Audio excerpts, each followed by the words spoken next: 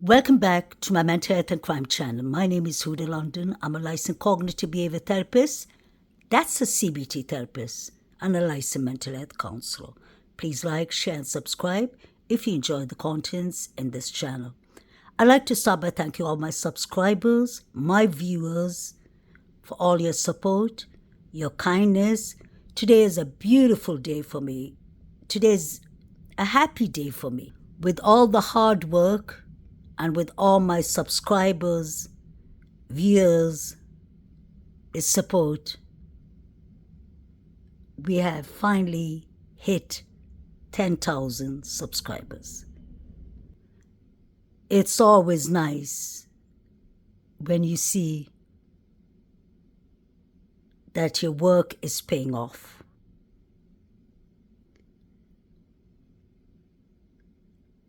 I'd like to thank a couple of YouTube creators because they have given me shout-outs. It is important as YouTube creators to support each other instead of criticizing each other and putting each other down. The first shout-out is to Harsh Reality. Harsh Reality, thank you. Thank you for giving me a shout-out in the beginning of this case. I really do appreciate that. Please go and check out Harsh Reality's channel. I'm sure most of my subscribers are already subscribed to him. He does really excellent work on this case and many other cases. The second shout out I'd like to give is to Tommy Jude, Once Upon a Crime Time. Tommy has always been there for everyone. He gives everyone a shout out. Thank you, Tommy. Love you. Third shout out is to Outcast. Outcast is just a lovely YouTube creator. I've got a lot of feedback from my subscribers saying that thank you for the recommendation and that they enjoy being in Outcast's channel. He really is kind. He promotes every YouTube creator. He's very fair. And it's not often you see people like that. So love you, Outcast. And then my shout out is to Bianca. Bianca K, I love you, my friend. You know that. You are my queen. Please, guys, subscribe to Outcast and Bianca. I'll put down their links. Bianca's one of our first subscribers. She is just a beautiful soul. Many people on YouTube know her and love her for her kindness. Shout out to Murder Mayhem. I really respect you. Love your work. You're kind enough to give people shout outs. Shout out to Nika. And many other YouTube creators. If I forgot y'all, I apologize. Now, after the shout outs, I'd like to go back to the Idaho 4. May the 4 victims rest in peace. May God Almighty grant them the correct justice. I really do pray for them and for their families. I can imagine the bereavement the families are going through. Especially as a mental health therapist, I can only imagine what they're going through. Koberger accepted the plea deal, but the family and the world has still not heard what was the reason, the motives, who were the targets or the target. Although President Trump intervened, that did not help either. The more we get deeper into this case, and check all the new reports that are coming out, the more questions we have. We are supposed to be getting answers, but it's more like, what is going on? This case was handled in a very wrong manner from the very beginning. I'm not American. I live in Europe. I live in the United Kingdom. But what I find strange in this case is that the FBI wasn't immediately called. This was a quadruple. Why did Chief Fry and his team not call the FBI? The suspects could have actually left town, which in my opinion, this is all my speculations, thoughts, and opinion.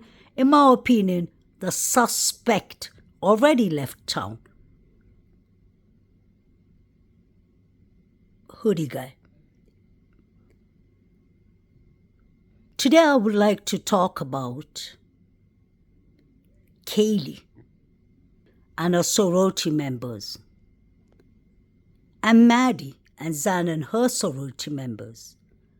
Was there something going on with the sororities?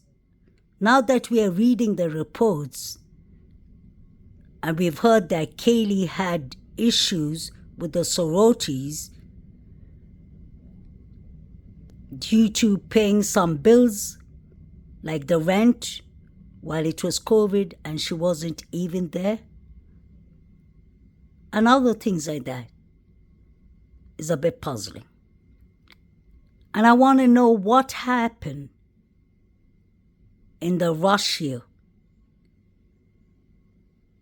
That would be like a year before the unalivings, because that is when the beef started brewing with the Davids against Zan and Ethan. Hunter said that he got to know Ethan during rush year. So I want to focus a bit on these two topics. Zana, Maddie, Bethany Funk, DM, Emily Ant belong to the same sorority, and Ashlyn Koch. Jake, Maddie's boyfriend, said in the funeral that before he met Maddie, he was good friends with Zana. So we have Zana, Ashlyn Couch here. So I believe these two were sharing. They were already roommates before Maddie and Kaylee moved in. And DM. I don't know when BF moved in. I want to find out the order the roommates moved in, and I want to find out if it was Kaylee or if it was actually Maddie who was said to have been the person bullying Hannah Clee. Hannah Clee was the girl who allegedly OD'd from a non-prescription over-counter sleeping medication or sleeping pills. Strange enough, people said that a friend who saw Hannah Clee said that her torso was bleeding. Trigger warning. Hannah was found 3 days later. 3 days later, imagine that. We thought that it was shocking that DM and BF didn't call 911 for 8 hours. Nobody reported Hannah Clee is unaliving until 3 days later. That is difficult for me to understand.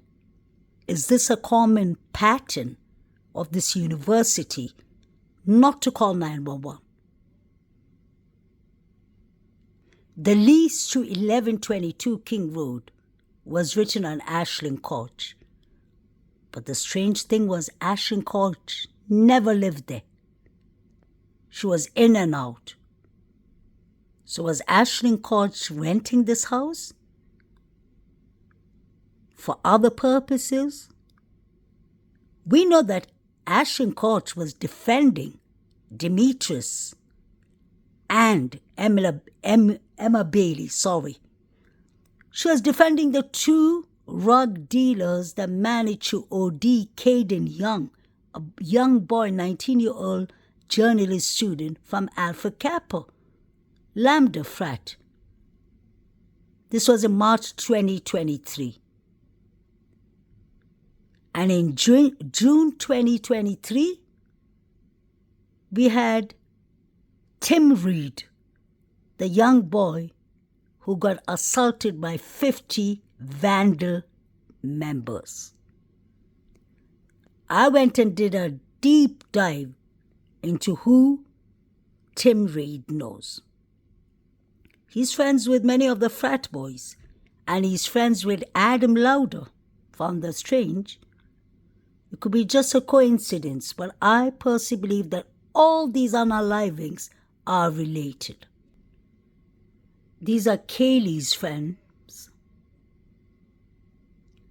her sorority members. Let's see what they have to say. Hi, I'm Riley. I was really good friends with Kaylee. Anyways, yeah. Anyone who knew Kaylee would tell you the same thing. To know her was to love her. Her love for life and everyone in it was so inspiring. She made it a priority to make everyone feel so important and so loved, which is such a very rare and beautiful trait. I found a quote that reminds me of her. She embodied her own sunshine, and that's when her skies became limitless.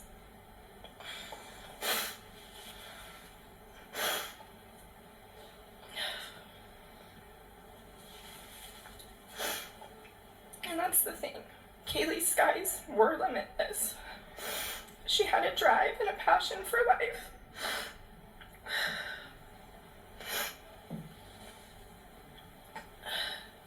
That everyone looked up to. She never said no. She was a yes girl. I remember meeting Kaylee for the first time in high school, and we immediately clicked. Soon after, we spent the whole summer together. We would make such spontaneous plans together. I remember she called me one day, just a random day, during the summer back in 2019, telling me, I'm not asking, saying, hey, be ready in an hour. We are renting paddle boards. We're going to spend the day on them. And, that's something that I really adored about her spontaneity. We became the best of friends that summer. When it was time to go to U of I, Kaylee and I made plans to join the same sorority. Although we are not technically supposed to try to plan out what sorority we're going to join, we did. Bid day in 2019, Kaylee and I both ran home to Alpha Phi, which made us not only best friends, but sisters together. Our sophomore year, I remember Kaylee coming into my room just weeks before spring break, like 2 or 3 weeks before spring break, saying to me, hey, let's go to Cabo for spring break. Can you make it happen? Oh, sure enough, we made it happen. Kaylee, I, and 2 of our really close friends, Zoe and Josie, flew down the California Peninsula for the best vacation to date. She was so good with the flow and wanted to do everything on that vacation. The 4 of us were unstoppable on that trip. These are memories that Zoe, Josie, and I will cherish forever with her. Kaylee had a light in her, and it's our job to keep that light burning. We should focus on living like her, never saying no, loving everybody, and taking every chance. I mean, we did everything. We were even emailing our professors asking if we could do assignments and tests early. We grinded, and somehow the 3